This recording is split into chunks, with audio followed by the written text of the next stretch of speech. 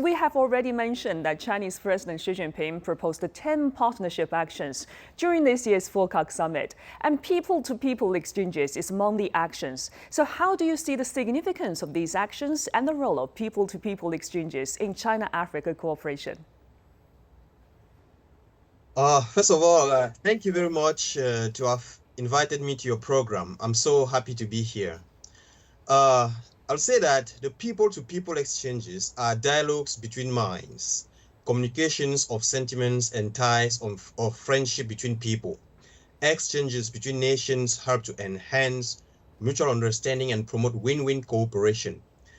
People create cultures, and cultures define people. In other words, people-to-people exchange also means cultural exchanges.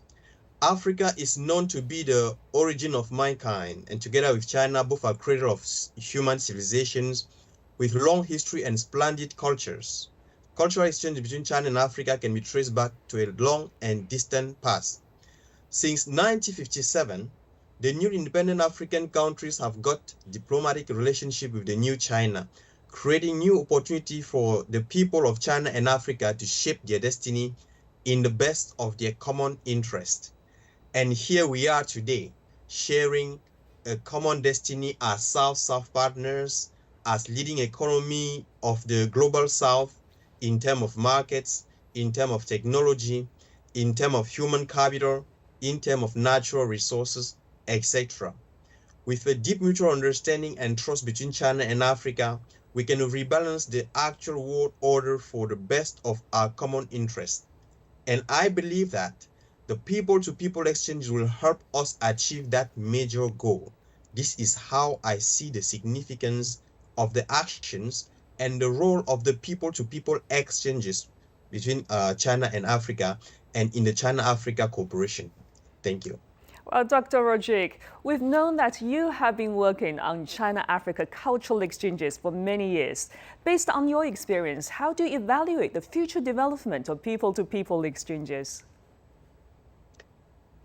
The future development of the people-to-people exchanges between China and Africa is bright. Of course, some important steps have been done so far, but we still have a long way to go. As a scholar, I'm proud of all the pledges and promises done by the President Xi Jinping during his FOCAC summit allocation. The most appealing for me in those pledges is to launch with Africa the Cultural Silk Road program, as well as an initiative of cooperation on innovation in radio, TV, and audiovisual programs, and to designate 2026 as the China-Africa Year of the People-to-People exchanges.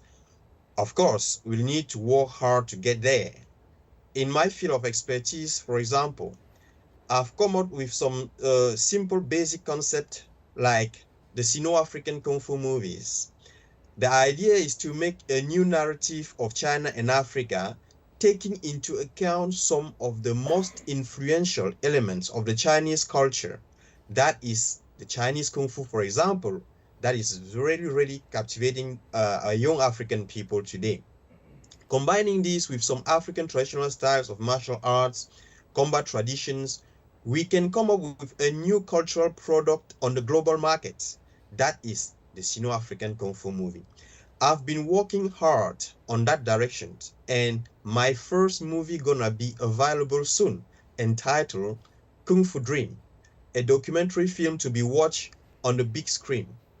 My hope is that the Silk Road program, pledged by the President Xi, can support such small initiatives at the people's level, so that we could be able to achieve some individual dreams to better support national dreams and the China-Africa dreams. Thank you very much.